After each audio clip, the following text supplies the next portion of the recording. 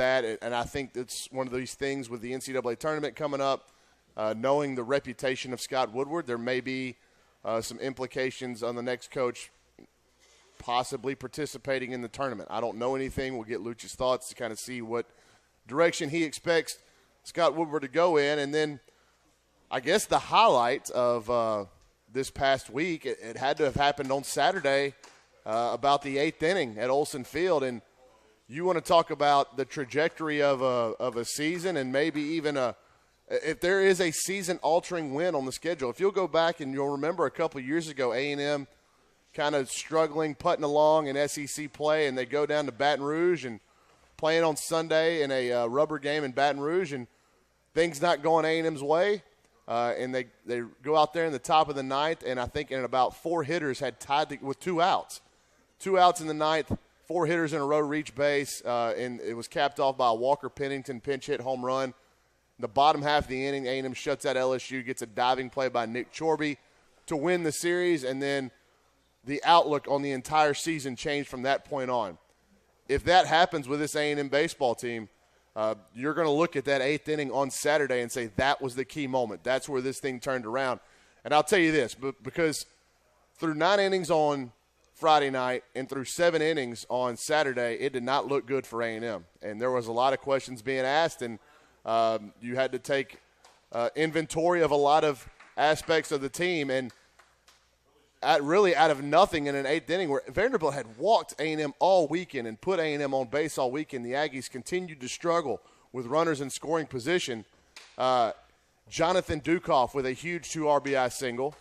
And then the swing of the season so far was Cameron Blake, bases clearing triple to tie the game in the 8th inning. The Aggies walk it off in the 9th. And then and just a wild scene at Olsen Field on Saturday. Then on Sunday, who could have seen that performance coming from Christian Roa? 7 strong innings from him. The Aggies shut out Vanderbilt to win the series 7-0. Luch, there's a lot to talk about. And Billy Kennedy was fired. You weren't here when I started discussing the flounder.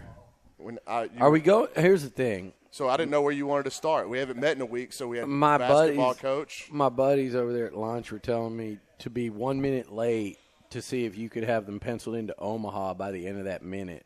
So I'm asking the front table. That's a big-time series win for them, though. I mean, I was at that game Saturday, and, it really – you were – I guess you were 2 at-bats away 6 outs away from losing that series and then putting a lot more pressure on your pitching on Sunday. It would have been a pressure situation, and they turned it on its head. That bottom – you don't want to in baseball, like you said, they made a lot of errors Sunday. Vandy did. They walked a lot of guys. Sometimes in walks, though, too, you also, as you know better than I do, you have to credit the hitting approach as well.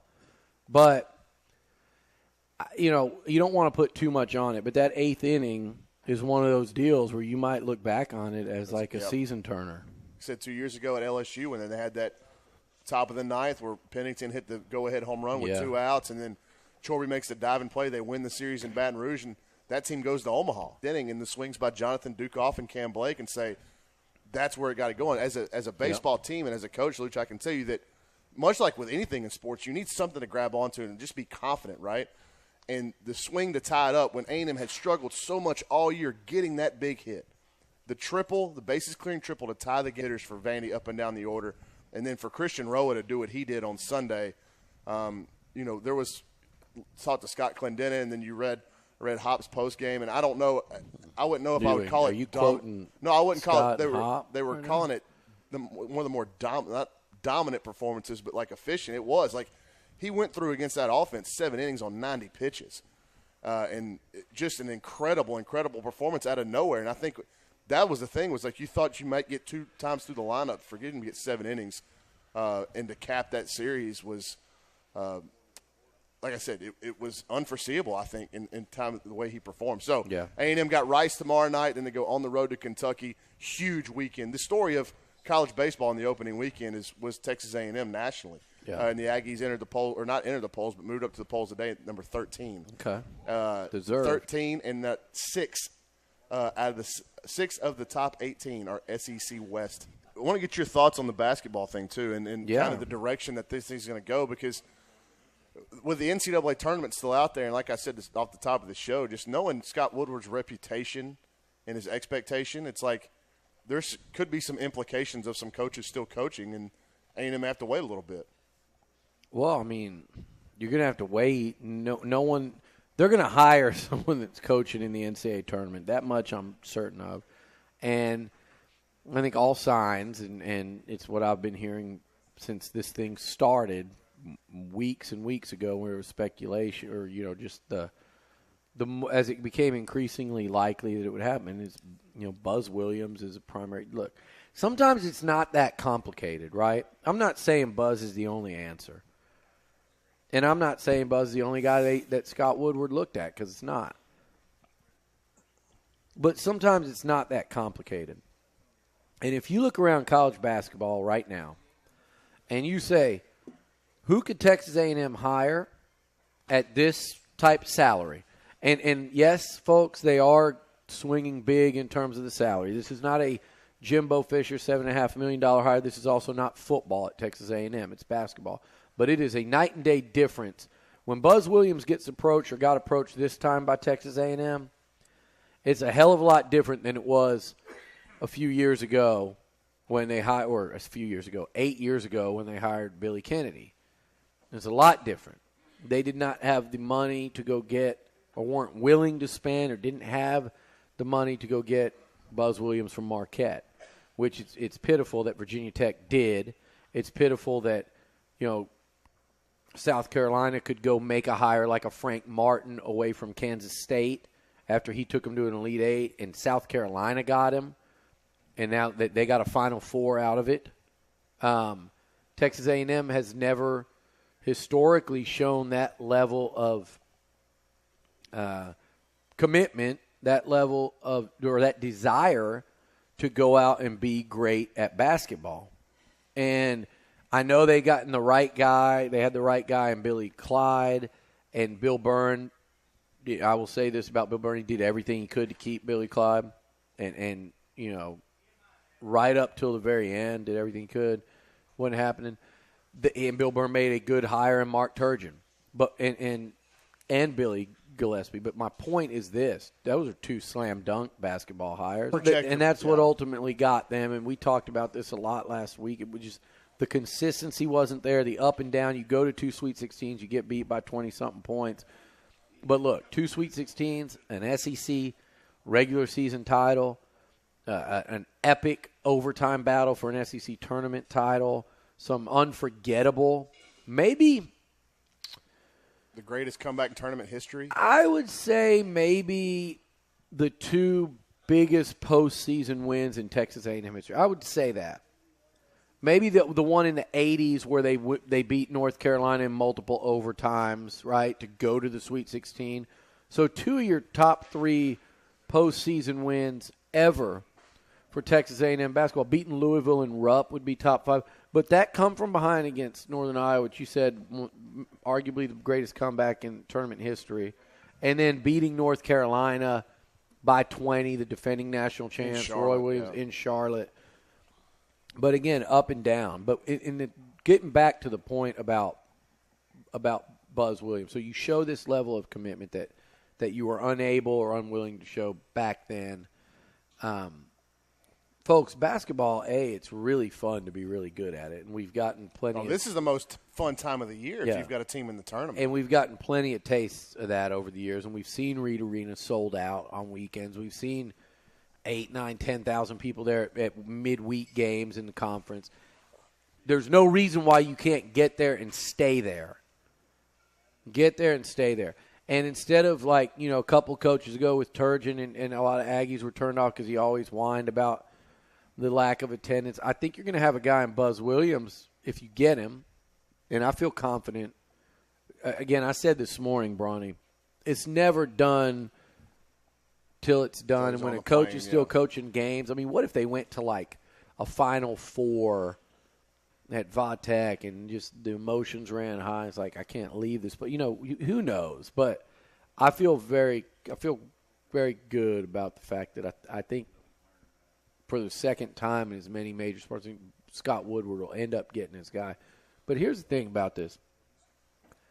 It really isn't that complicated. You have a certain amount of money that you know you can spend. So there's your pool. Is, you can't go get Jay Wright. You're not going to get, Roy Williams or Bill Self, whatever, Calipari.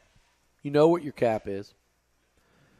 And out of that pool, in my opinion, watching college basketball, like two people stand out to me. For this job at this place, I like Buzz Williams and I like Chris Beard at Tech. Those are the two guys to me that when you look at their background, their ties, their personality, and we see with Jimbo Fisher, you've seen it with R.C. Slocum and Jackie Sherrill and Billy Gillespie, how much the personality fit matters to our fan base and to the community. Gary Blair is another good example. That stuff matters a lot here, and it matters, like you saw Jimbo Fisher during that Clemson game and what the crowd did, and I really think that moment, and it carried over, and people were excited about Kentucky and LSU, and they didn't want to give up, and the personality thing, and to me, both those guys would have fit there. I think Buzz, he's a guy from Van Alstyne, Texas. He's 46 years old. He could come in if he ends up being the guy and end his career at A&M with a nice, lengthy, very successful run. And then the question becomes, who has A&M ever dreamt of hiring that's been to essentially 3 Sweet 16s, 2 Sweet 16s plus an Elite Eight? So they've been advanced to the Sweet 16 3 times, been to an Elite Eight at Marquette. It'll be the most decorated coach they've ever hired. Big East championship. At Virginia Tech week and again this week, every coach they've hired, Shelby Metcalf was an in-house promotion, right? Front table, am I right about that? Every coach they've hired since then, they'll learn you something down there. Every coach they've hired since then has been a mid-major that had one successful weekend in the NCAA tournament. You go Tony Barone, Creighton, Melvin Watkins, Charlotte, Billy Gillespie, UTEP, Mark Turgeon, Wichita State. He'd been to the tournament one time in 7 years, went to a Sweet 16. The next year finished just over 500, didn't make the tournament, and was hired. Mm-hmm. And then Billy Kennedy at Murray State. I mean, that's A&M's basketball history. And those guys have been successful to varying degrees, particularly the last 3. But that's their hiring history. And again, credit Bill Byrne for really I wouldn't quite say 3 for 3 on it, but Billy Clyde was a hit, Turge was a hit, and BK was up and down, but I think you call that a successful hire. You do. When he lasted 8 years and went to 2 Sweet 16s and won a conference championship, that's a successful hire. Yep. Now, would you have wanted it to be more successful there in the early going? Yeah, but it was a successful, good hire. Those are hard to do when you're picking out of the mid-major ranks. It usually doesn't work that way. It's a lot of swing and miss in there. Yeah. Yep. So I think to go in, and it's not that complicated. Find the guy that you believe can win and win consistently and hopefully win big, and turn basketball into the moneymaker. It really has the potential to be. Yep. Energize the fan base and be a part of March Madness every year, like A&M was for 7 straight seasons under Gillespie and Turgeon, and get that back. And I think, again, Buzz is experienced. He's a veteran in the coaching ranks. A lot more to get to on the other side of the break. You listen to Beliucci Hour Lunch live on The Zone. On Sports Radio 1150, Zone 102.7 FM, and online at RadioAggieland.com. Chip Howard. There's a Kubota for every job. There's a Kubota for every harvest. There's a Kubota for every task. And at Normandy Tractor, for a limited time only, let Vernon and the boys show you what they have. Get the new Kubota L2501 DT 24.8 horsepower tractor loader with quick attach bucket and quick hitch and 5-foot shredder now through June 30th for a cash price of only $15,899. Our payments as low as $160 per month based on 20% down, 0% APR for 84 months. And remember, most any trade-in can be your down payment. Normandy Tractor has over 8 acres of Kubota tractors, Kubota RTVs, ATVs, and Kubota mowers to choose from. Normandy Tractor voted best to the Brasses since 2002. Corner of Highway 39 and OSR in Normandy, Texas. Shop more Kubota package deals at normandytractor.com.